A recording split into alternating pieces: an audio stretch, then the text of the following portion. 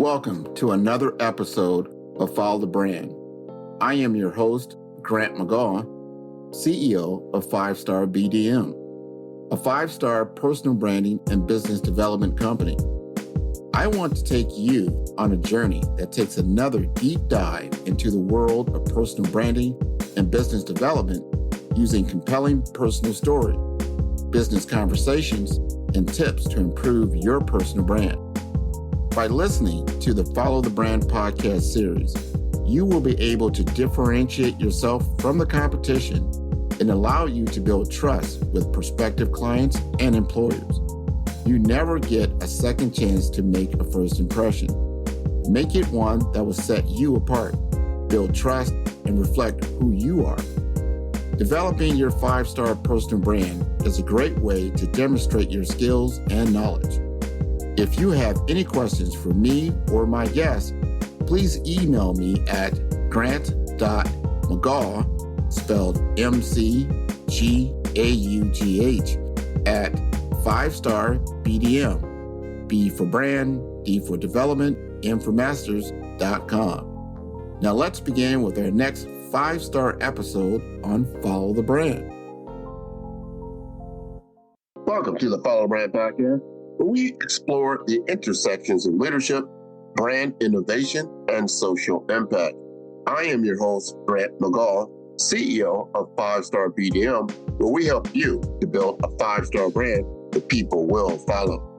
Today, we have a special guest who has mastered the art of connecting brands with their audiences through innovative digital strategies.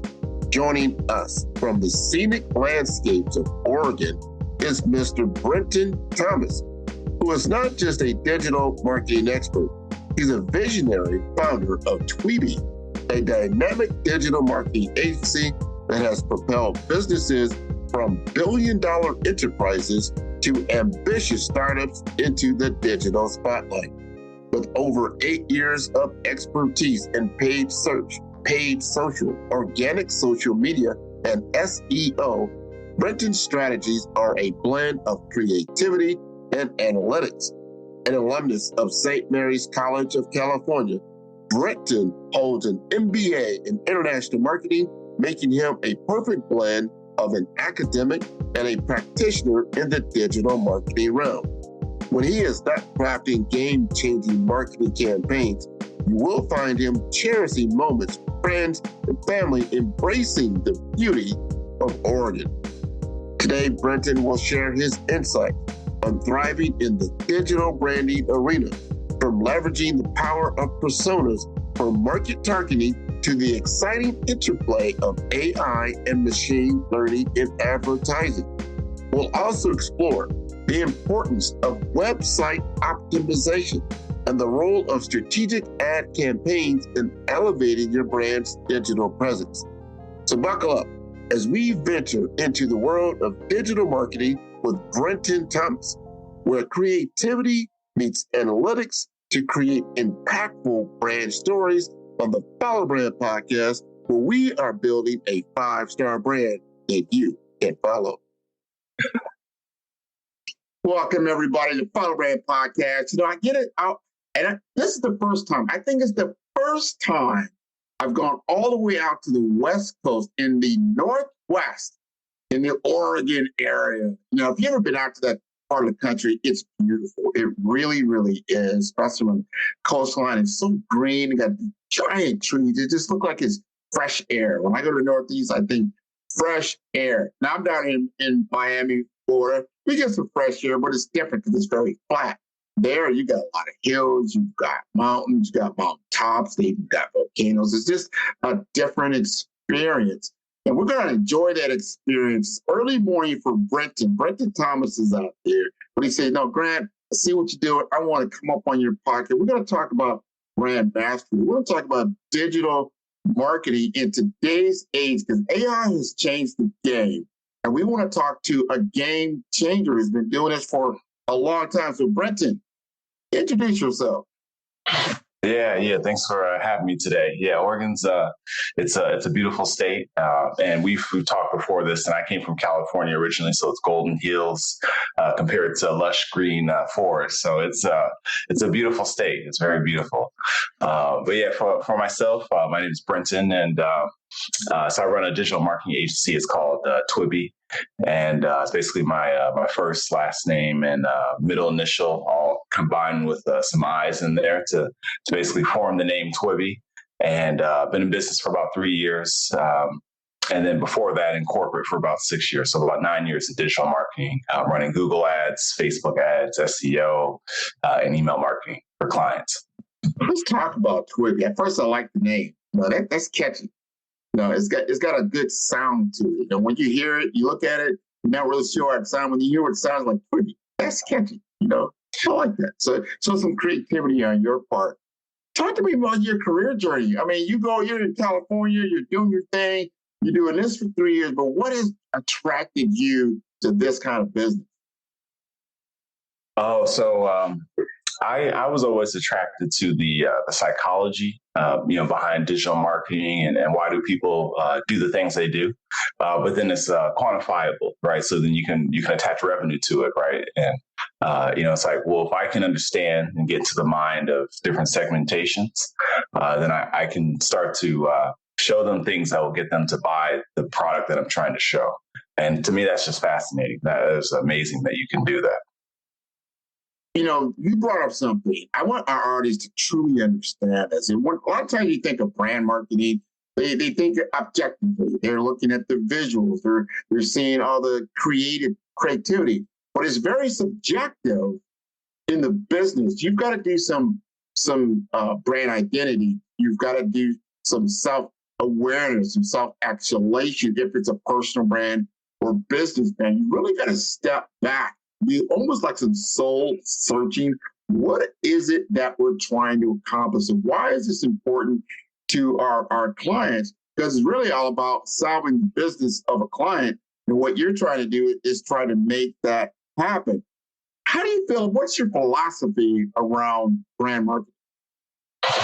Yeah, so working with clients, usually the client doesn't have their brand identity fully developed. At least some of the smaller clients that we tend to work with. We do work with some medium-sized companies, and they also don't have the best grasp for their brand identity. So we'll actually create personas, and these personas are very specific, right? So we usually choose about 3 different personas, and we'll give them a name and what they do for work and their activities. We'll also assign like a picture of what that person looks like. And then once we have our 3 personas, then we'll create campaigns that speak to that specific person. And we'll refer to them as like Dave and Jessica. And like in our meetings or over all the weeks, so we'll say, well, this didn't really speak to Jessica, right? And Jessica is a mom that stays at home. She's into fitness, and we're trying to promote your supplement product to her. So I think that really helps shape the conversation, not only for myself, but for the client as well. And what you brought up again, I want our artists to truly understand, especially if you're developing business. And we have a lot of business owners that tune in to the Follow Brand podcast. Entrepreneurs or people are looking to get into entrepreneurship. There's a lot of career development for people in their careers, and they're understanding the digital aspects in branding yourself as well as branding your business and understanding your target audience. That is what I got at what you just said. You must understand the audience first. A lot of people, they think about their business. They're like, all right, what do I do? And how do I get that message out there? And how does that resonate? But however, your business only exists because of the audience. And understanding the audience and what you said, hey, you know what, that persona for Bill, that resonated with Bill. Bill was on there. Now, if that is your major revenue target, maybe that's great. However, you got to understand, Sally didn't get that. She's moving on. And understanding, like, where do you want to sit in the audience's mindset and their need analysis? Where does that all go? And those are some of those challenges and solutions. I want to skip to this question because it's so important. What we're talking about now really is about how to hire a professional, why you need to hire a professional, because there's a lot of things you just don't know behind the scenes of, well, why do I need to involve Twibi as an agency, not just to have me some great graphics, to truly, define my business? Help us understand that. Yeah. So I think especially like we take paid ads, right? So you're spending money inside of Facebook ads, or you're spending money inside of Google ads. And if you're not sure what you're doing, you can spend a lot of money really quickly and by accident. And so I'll give you a story. This is early in my career. So this was maybe 7 years ago. So I was about 2 years into digital marketing, and I created all these campaigns, and I put placeholder text in all the campaigns because I needed to speak to my manager. This is backgrounds in corporate. And so I put placeholder, I just put test in all the headline of the ad, and I put test in the description. And then I moved on to work on some other parts of the campaign. So I'm working on like the campaign settings, getting the budgets right, et cetera, right? And so because I was newer in my career, I just didn't press the pause button on the campaign. So I went to bed that night and it spent some money. It spent like $400. And I woke up the next morning. I was so disappointed, But it's little things like that. If you're not used to being in the ad account, little mistakes can happen. They're very, very basic mistakes, but it can lead to very costly outcomes. And I was lucky that I caught it the next day. If I had set that on a Friday and I went on Monday, I showed up, that could have been thousands of dollars. So little mistakes like that, an expert will definitely catch that. It won't even be an issue. But you really got to know what you're doing in there. That's the whole thing. People, again, you're thinking more of the brand assets, I would say, but it is the application, the processes, the methodology, and the understanding of platform. There's all kinds of different platforms. And then you have to start going back to what I said earlier about your target audience. Where does your platform, where does your audience hang out? If you're developing, hey, you know what? I like Google Ads. I enjoy Google Ads. Well, that's good for you and what you're doing. And it's like, you're engaging with that. However, your target audience, depending on what you're doing, may be more on a different kind of platform. Maybe they're on Pinterest. You didn't know. Maybe they're TikTok people. Maybe they're LinkedIn. And it's not a complete change of your identity, but it is a change in how you actually present yourself. Would you agree with that? Mm-hmm. Yeah, and it could be, so they could be on a number of different platforms. And then let's say you've identified that they do search very specific keywords in Google. And then now you need to figure out within Google, now what audiences do I choose? Which keywords do I choose to get to that subsection of an audience of a larger audience within the platform that that they'll be in. So you can get so granular, you just keep going deeper and deeper and deeper. And this is important. This is the difference. Like before, let's just back up 20 years before mobile computing, before social media. What was your methodology? The methodology was, you know what? I'm going to open business. Typically, you're thinking about, I'm going to open an office. I'm going to get my brick and mortar out there, right? I'm going to do mailers. I'm sending out mailers to, maybe I'm getting the yellow pages. You get some kind of database of clients with addresses and you send it out. Then email came like, I'm buying email addresses. And now I'm sending out. You're starting to get into that, what I call the digital journey. You're moving into that digital journey. Now, some people are still at that same digital journey of just email campaigns. And there's nothing wrong with that, but man, people have caught up to email. Sometimes your email is going to get caught up in spam. Your email is going to get caught up in all these other things. You're competing with all kinds of different messages. Then it morphed into social media. People, I remember when Facebook first came out, people weren't thinking about, how are they going to make money? It's free. I'll use it, but I don't know how they're going to actually make money. Well, as more and more people adopted the platform, then you have advertisers like, hey, here's where my audience is. They're in Facebook. I know where they're at. So now I'm going to target them with my advertisement. And now people moved into mobile computing. Where are they at? They're on their mobile. They're not just on desktop anymore. I've got enough craft message. Now there's more than Facebook out there. There's all kinds of different things. And now we're on the verge of a virtual world, and how that's going to look more immersive. How do I get more immersive? All these things are impacting marketing. How do you see the impact now with, as we all know, the big elephant in the room, AI? AI is game changer because it can create brand assets. I would say faster, not always better, but faster. I can get some digital content out there. How are you seeing this big change going on in marketing? How's that affecting your business? Yeah. So, when you were referring to like mailers, and you moved into email, and people are getting the digital, now AI. I think of Gary Vee, right? And so, I listened to his videos, and he's saying that he used to get like 5 cent clicks in Facebook ads, right? And now that would be like $1.10, right? So it's exponentially grown.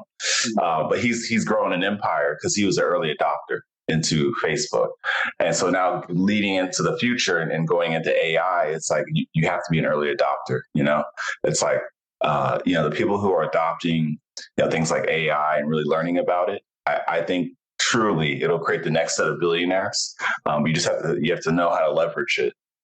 It's going to be really important. And so for me and my team, we're in there every day. We're trying to figure out how to leverage it. And we do use it for our client work. We use it for ourselves as well. But it's just a really good starting point. It's not the final product by any means whatsoever. If we're using it for client work, it'll spit something out. And usually we'll copy and paste like the whole page that we're trying to reference. And we'll say, write something around this topic. The goal is X, Y, Z. Try to keep it under X amount of words because it likes to ramble. And then once it spits something out, that's draft one. And then we edit it, and then the client edits it. And then it's nothing like the original when it first provided the text. That's it. It's an enablement tool. I like that analogy. You probably now is like, you know what? Prompt engineering is a thing now.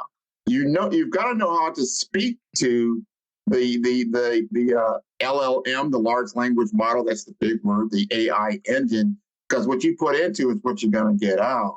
And to your point, you have to understand its nuances. It likes to ramble. Well, right now, text is not what you would call what it once was, meaning king. You don't need a lot of text. People are more visual. You've got attention span. People are scrolling a lot faster. So you're not going to sit there and have a ton of text and nobody's reading that.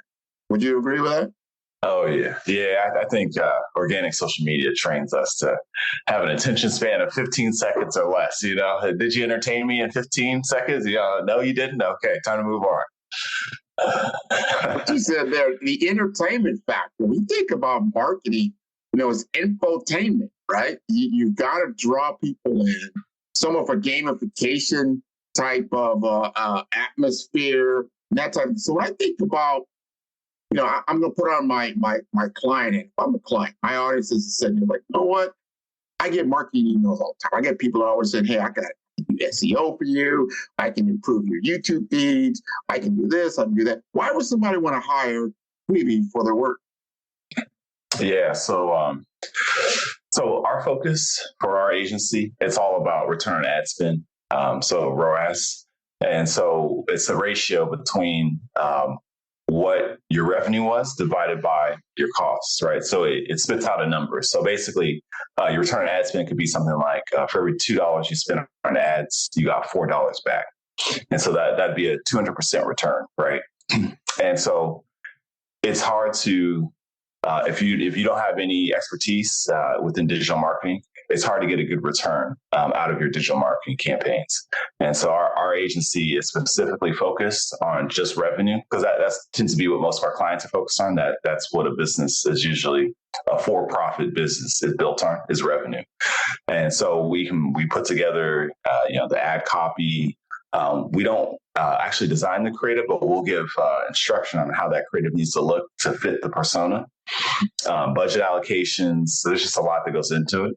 And I would say, we've been around other digital marketing agencies, and my impression is that they tend to be less technical than our agency, like how to leverage the human with the machine learning in the platforms, and how do those two work together to get the outcome of revenue. Help me understand through like a case study or somebody that you work with. So I like the idea of the revenue aspect. I've heard so many stories like, you know what? Marketing is a black hole. I spent X amount of thousands of dollars. I did not get a return on my investment. I didn't get a direct return or indirect return. I didn't see more business leads. I didn't see more prospect. I didn't see that coming back in the door and like say, hey, I need to do business with you.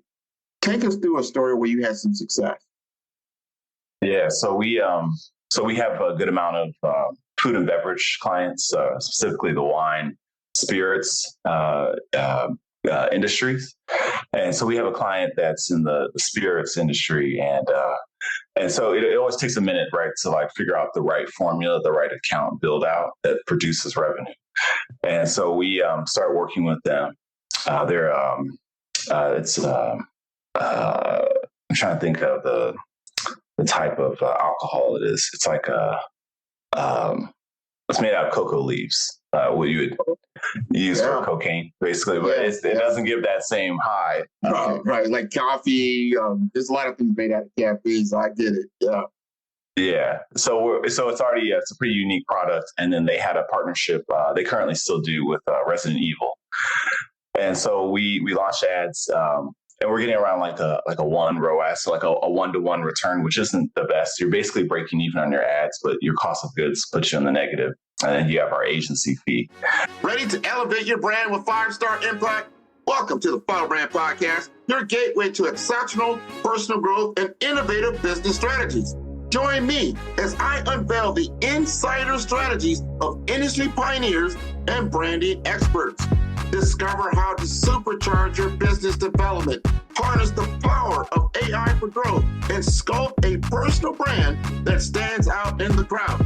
Transform ambition into achievement. Explore more at firestarbdm.com for a wealth of resources. Ignite your journey with our Brave Brand Blueprint and begin crafting your standout 5-star future today.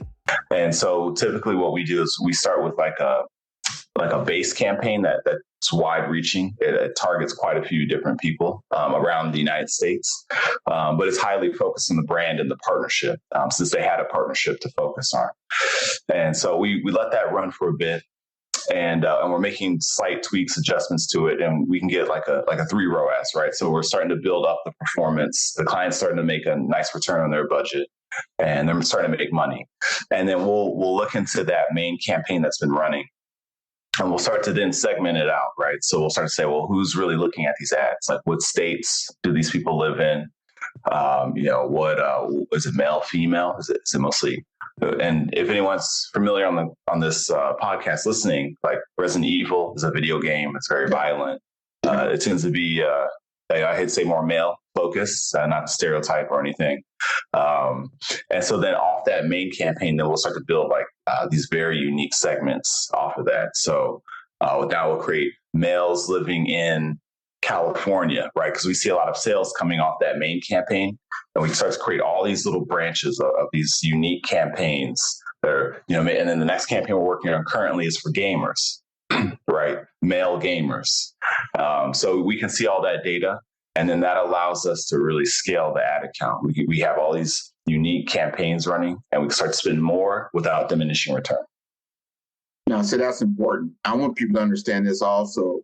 That marketing is a lot of it is around metrics and data. It's a data-driven industry, and understanding the data is so important, and not just the visuals, everything. That's all great, but you've got to target it to the right people. So you've got to be looking at these numbers all the time and understanding the trends. Where are the trends at? Where are people? Where is the herd moving? Where are they at? And then the why. Why is somebody tuning into this particular ad as opposed to this one? Because you might I see this all the time. It's like, you know what? I create something like, man, I love this, right? And you put it out there, but then you didn't do what they call A/B testing, right? Or having something that, that was green, and you might put something out as blue. You might not understand what blue, green or blue, which one people like the best if you're not doing testing. But that's what a scientist does. So I'm almost thinking like brand marketing, you're almost a data scientist, Brenton. Would you agree with my assessment? Yeah, I definitely would say so. And what's amazing with digital marketing is you get the data back so quickly that you're telling the business, like I'm telling my clients, like, hey, I noticed that when I use this messaging for your brand with this creative, it's working really well to the point that I think you should add it to your website, right? And they don't have that insight. They had no idea. And then we can see the conversion rate on other pages on the website because we're starting to emulate what's working in ads for a very specific audience that has money. So this is important. Understanding the difference between organic works. A lot of companies, especially when you're starting out, they have low budget, right? You're getting things going, you're a startup, or maybe you're even 4 or 5 years into your business.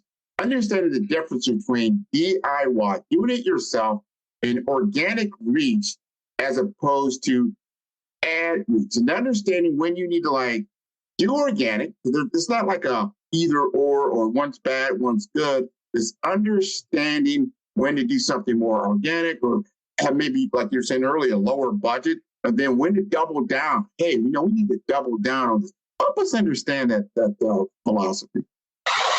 Yeah. And basically it depends on your goals, right? So I always like to quantify goals. We have to know where we want to go and where we want to head. And then we work backwards from that goal. And so once we've quantified that goal, and if we're starting to reach or be on track, we're getting incremental gains every week. We see little increases that are leading us towards the goal. Then we know we can start to scale up. And organic, so let's take organic social media. Our agency used to offer that service, and it's just too unpredictable. It just wasn't something that we could see the incremental gains, right? Like we would post for a client the most basic video, it does really well, right? And then we put something more provoking, and we put more time into some other creative, and it just doesn't perform. And so that's the main reason why we really focus on paid. These platforms, Facebook, Instagram, they want you to pay to play, obviously, and so it's just not worth fighting the algorithm and trying to understand what's going to go viral because it's so unpredictable. If I understand what you said there, pay to play, meaning let's say you do organic. You've got YouTube, you've got your Facebook, you've got LinkedIn, but you're just doing organic, just posting things out there for an audience. But the algorithm, correct me if I'm wrong, the algorithm is is coin operating. Is that what I'm hearing? Yeah, it tends to be. Yeah.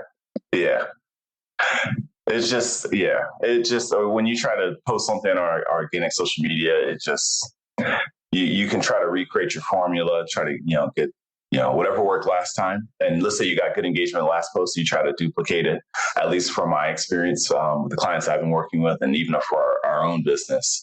It's just not repeatable. And that's not to say that, I'm sure there's a lot of influences in this world and they built their brands organically. But for us, for our own agency, we just prefer to just pay to play. And I know everyone doesn't have the budget to run paid ads, but give us a little bit of, this is important. This is another big thing. I hear what he's saying. I got it.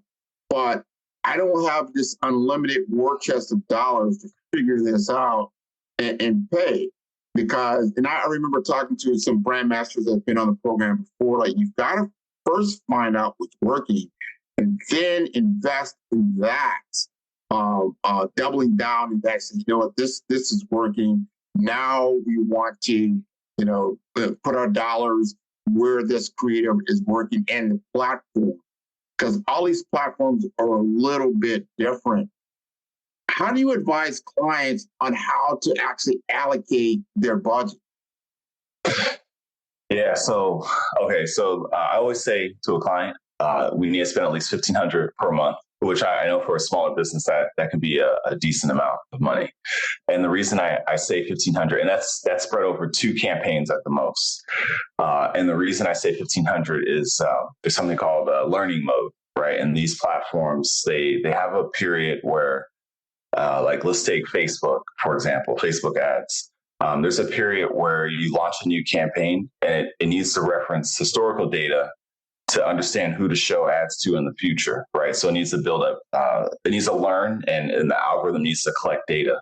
But for that algorithm to collect that data, it has to spend budget, right? That's the only way it can get the data. It has to spend the money, and then it learns as it spends money. And so in order to get out of learning mode, you need to spend a certain amount.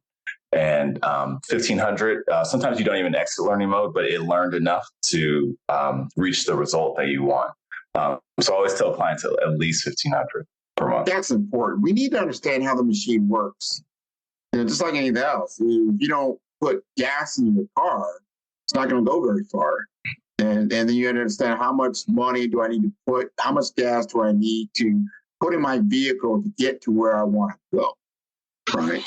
And I don't think we've really understood that on a whole, understanding how this works. We're trying to fight the machine, but the machine is built for a certain way. Like I need premium gas to operate, the vehicle, but also to get to where you want to go. So if you spend $1,500, are we expecting a return? And a lot of this might be time based. Like, when you spend $1,500 a month, you're expected to get within maybe 3 to 6 months a return of X. That's some of the pitch that you do? Yeah, I'll give you a real example. So we just started working with a client. They're a coffee company in Charleston. And so I told them 1,500 because they're mostly focused on retail, and this is kind of like a test for them.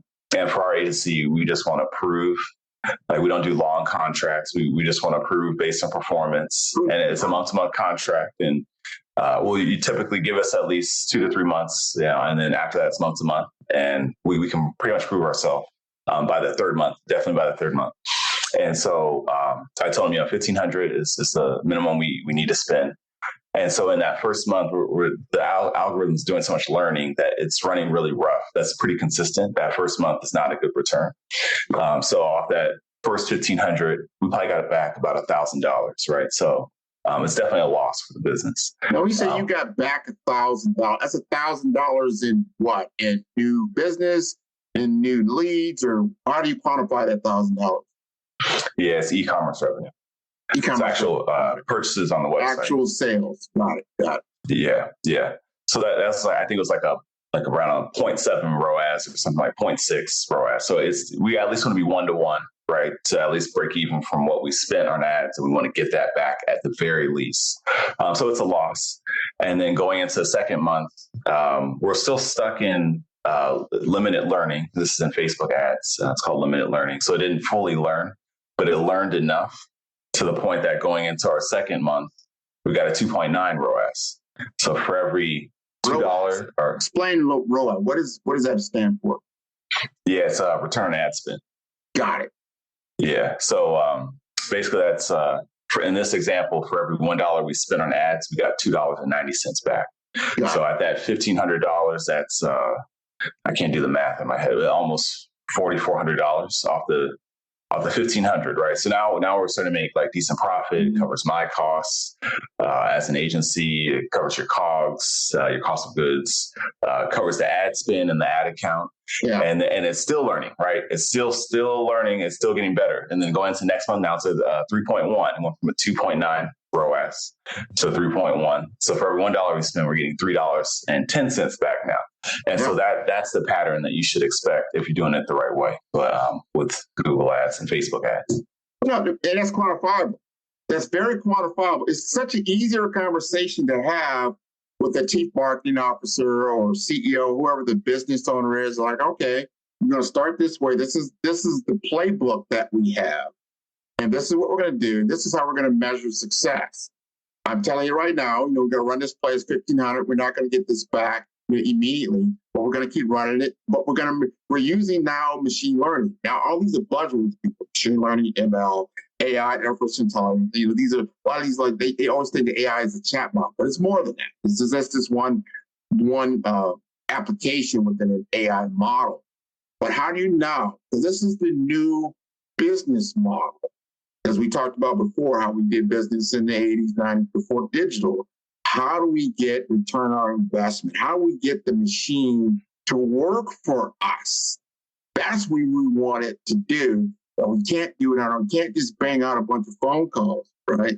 Can't just bang out a bunch of emails and get that kind of ROI. When people get scared because they haven't done it before, like, all right, 1,500, wow. But then we even talk about your cost and all the other stuff, it probably was more than that. What's your initial investment? How do you get all that back? Now, you just told us the formula for success. Now, here's another question. How do you tell a client that their baby is ugly? Meaning, you got this website, you got this e-commerce, you got this form. You want me to take this and make it into, a beauty queen. How do you do that? Yeah, that's it can be a tough conversation. And so if the website is like, let's take the website specifically, for example, if the website looks really terrible, what I'll do, and the website's really important, right? It doesn't matter if you're doing email marketing, they got to go to the website. If you're doing organic social media, they most likely need to go to your website. So it's the hub of everything that you do. So it's extremely crucial. And so if it's not looking right, I'll typically tell the client that I just don't think the conversion rate is going to be what we hope. And so I'd love to, and I don't charge extra for this. I'll give like a list of bullet points. So it's constructive feedback. But before, I tell them anything about the website, I already have a list of thoughts. So it's more focused on solutions than, knocking down. I'm sure they worked hard on it. I'm not trying to take away from that.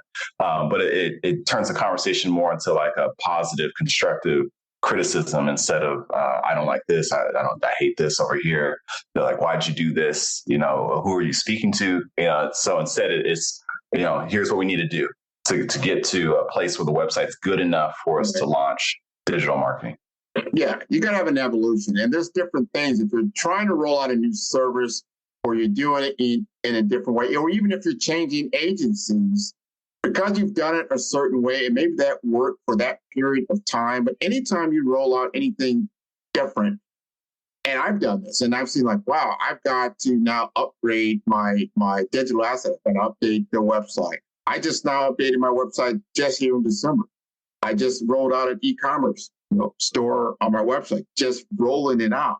Now I'm getting to that point, like, all right, now I've got to get it actionable.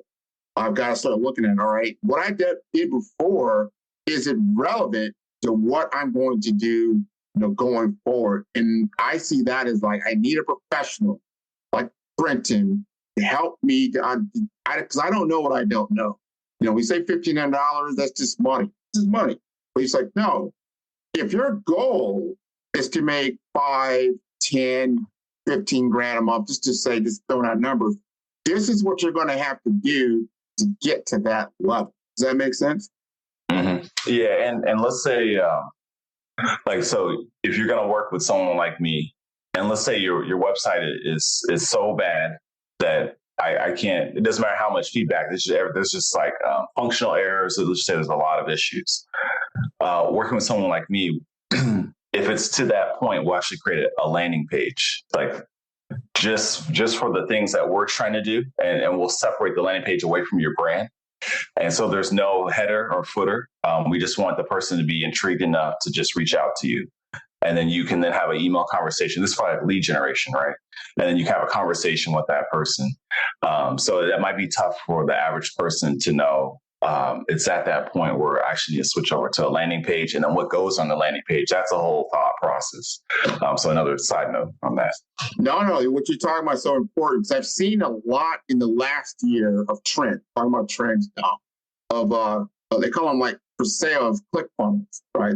They're sales funnels. A lot of, I want you to help us understand what those are, because I had this conversation with somebody, you'd probably be better off landing page that's more directed to the servers, because you might have so much other stuff on your site. It's talking about other things. You don't want to create confusion. Well, talk to us about click funnels and how that works. Yeah, I tend to not use click funnels. I've used it a couple times. And I know it's a really good, I'm trying to think how to like say this. It kind of like boxes you in a way, right? So they put the guardrails around you, which I prefer to be a little more free with my landing pages and have full control. And also from a design perspective, I think it's also a little limiting. But to go into like WordPress and then be able to create the landing page from scratch is definitely what I prefer. But typically for a good landing page, when I'm working on landing pages for a client, We'll definitely take off the header and footer, right? So that there's no decision paralysis that can happen. I think sometimes you'll have a prospect that lands on the website and you got all these different services, you got about us page, yeah, and then maybe contact us is somewhere hidden in the footer, depending on the website design. And so I think if someone is looking for something very specific and they can't find it and they have to search, then they're most likely going to leave. They're not, this is too much effort. I'm going to go to the next person on Google. And if I can find it easily, then I'm going to work with them, whatever it is, whether it's pricing that they're looking, maybe how do I reach out to this company, whatever it is, if they can't find it. But the landing page will streamline all that. So it's all very easy to see and it's all in the right spots. Interesting. Less clutter, right? Yeah. And more creativity for what you're saying. So I don't think some people understand ClickFunnels it's a guided process, right? It's more guided what you want it to do. But a lot of it just depends on what your goal is, what are you trying to accomplish, and using it from a user experience layer. What is the user experience? What are they used to? How do they dive in? And what is it that you're doing? I think that's so important. Last question before I leave you. This is more or less where I hey, I want to give you the mic. I want all the things we've talked about and understanding our audience out here, because I believe right now, understanding digital marketing is changing. It's changing again. It's morphing. It's changing. It's becoming more scientific than it is artistic. I think our audience needs to understand that. And then it's more financial than it's ever been, and understanding how to move that forward. So with all that said, help us to tell that story. Why do we need to come to Brenton to get to our next level? Yeah. There's a lot of numbers to your point. It's extremely scientific, and you really have to understand how to take what you know in the real world as a human and what you know about your business, and you need to marry that with the algorithm. You need to combine human with machine learning. And so there's a lot to these algorithms to understand how to get the most out of them. And a big piece of that is definitely your campaign optimization, right? So what are you optimizing towards? And you can only choose one thing to optimize towards. And so in order to optimize towards, let's say, revenue, right? Because most businesses want revenue. In order to optimize for that, you have to then declare on your website when is revenue being received. And that's a whole technical process, right? Now you have to tag things up on the website, and the average person cannot do that. And so you have to get that piece correct in order to teach the machine learning that this is the event that took place in the past, and I want more of this based on the tracking that you tagged up on your website. So little things like that, like if you have technical errors and you're not feeding the right data, you don't have the right data set that you're feeding into the machine learning, you're automatically doomed. So working with an agency like us, we definitely take care of all that. That's the first thing we do is we get the right data in there so we can trust the data. It helps the machine learning. And then also on a human level, we can make good decisions, informed decisions. So I would say that's why you want to work with an agency. And is your expertise for Google ads? Is it Facebook ads? Is it more social media? What would you say? Yeah, we used to offer web development and organic social media and some other stuff. And we stopped offering that. And we, as an agency, decided to get really good at just Google ads, Facebook ads, LinkedIn ads, SEO, and email marketing, and that's it. So that's and we've gotten extremely good. We're not our attention's not diverted into other things, and we're just highly focused on paid SEO and email. I like that. So let the audience know, how do we contact Twibi? Yeah, so I'll in the show notes, I'll send you some links. You can either in the show notes, I'll give you a Calendly link so people can reach out to me, schedule 30 minutes. You can go to our website. It's twibyagency.com. And you can find me on LinkedIn. Just search Brenton Thomas. Pretty unique name, Brenton. And you can add me there. Yeah. I think that's how we are initially linked up. It's one of the ways that we did. Now, do you do any brand audits also? Do you do a brand audit for somebody like that at first initial consultation? Is that a brand audit or is that something different? We do. It's more of like a Google Ads audit. We'll go more into your ad account, which we will look at your demographics.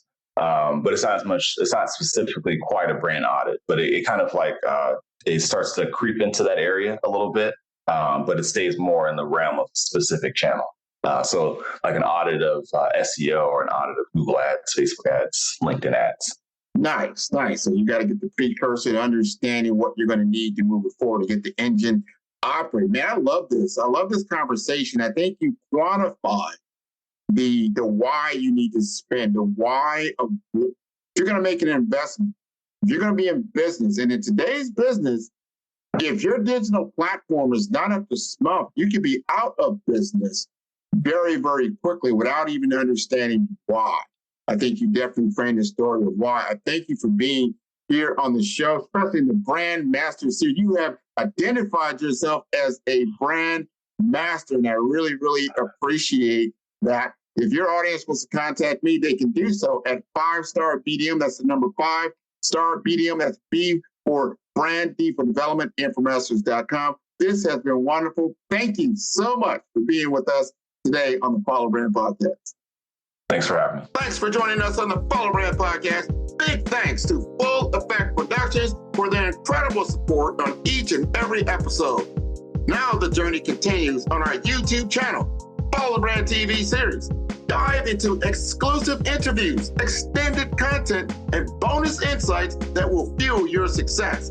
Subscribe now and be a part of our growing community, sharing and learning together. Explore, engage, and elevate at Follow Brand TV series on YouTube. Stay connected, stay inspired. Till next time, we will continue building a 5-star brand that you can follow.